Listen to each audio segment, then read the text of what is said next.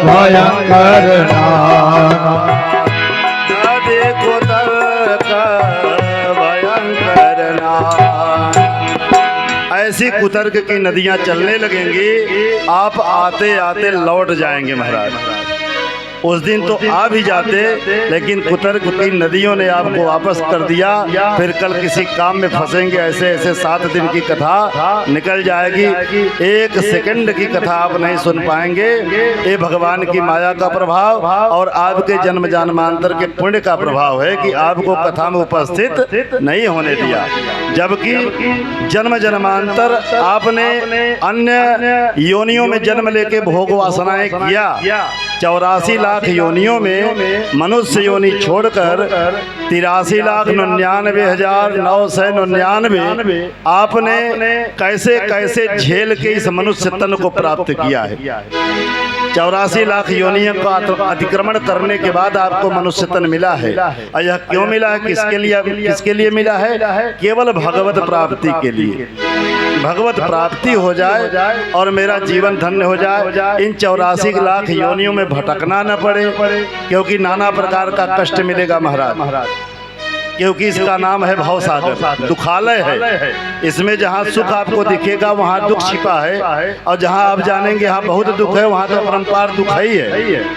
तो यह जो जैसे इंद्रप्रस्थ बना था, अर्जुन ने बनाया था, तो उसमें सूखी जगह पे गीला और गीली जगह पे सूखा था। ऐसे यह भवसागर है, माया से रचित है। इसमें सत्य कुछ नहीं है, सत्य इसमें कुछ नहीं है। और उसी सत्य की जानकारी करने के लिए हम सब श्रीमद् भागवत महापुराण, राम कथा, भागवत कथा, जितनी कथाएं भगवान की हैं, ललित लीलाओं का जहाँ जहाँ वर्णन है, बस उसी को जानने के लिए हम आप कथा श्रवण करते हैं। तो वह सच्चिदानंद भगवान कौन है?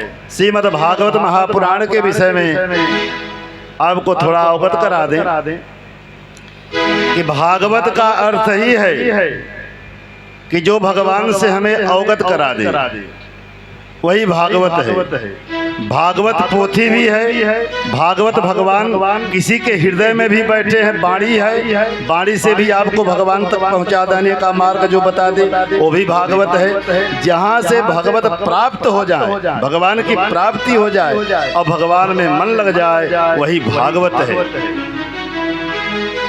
श्रीमद्भागवताभिधः सुरतस्तराङ्कुरः सज्जनिः स्कन्धैर्द्वादशभिस्ततः प्रमिलसद् भक्तपाल बालोदयः द्वान्तिंसन्ति शतं च यस्य बिलसच्छाखा सहस्रार्यलं पर्यानाष्टसहस्रलोष्टसुलभो वरवर्ति सरोपरि। यह श्रीमद् भागवत क्या है? एक कल्प वृक्ष है महाराज। जैसे वेद है, वेद कल्प वृक्ष है, उसी का पका हुआ यह फल है, जिसको सुखदेव मुनि ने अपने ठोर से आस्वादित करके इसको और मीठा कर दिया है। जो मिठास पेड़ में है, उससे ज्यादा मिठास फल में होती है। पेड़ तो वही है, लेकिन उसका जो फल आया तो पेड़ में वह मिठास नहीं होगी महाराज। जैसे गन्ना है, गन्ने में जो मिठास है, क्या चीनी में तो और है। ऐसे ही जो भागवत महापुराण की कथा में रस है, वह वेद में रस नहीं है। वेद से रस आया और वह जैसे गन्ने से रस आया और चीनी बन गया मिश्री, ऐसे ही वेद से, वेद रूपी कल्प वृक्ष से आया यह फल और भागवत बन गया। यह रसास्वादन करेंगे, अमृतमय कथा है भगवान की, और यह सुखदेव मुनि के द्वारा मुंह से निश्रित है और आस्वादित है। इसको परीक्षित जी ने श्री महामुनि आपके सुखदेव जी से सुना है। सुखदेव और परीक्षित संवाद है।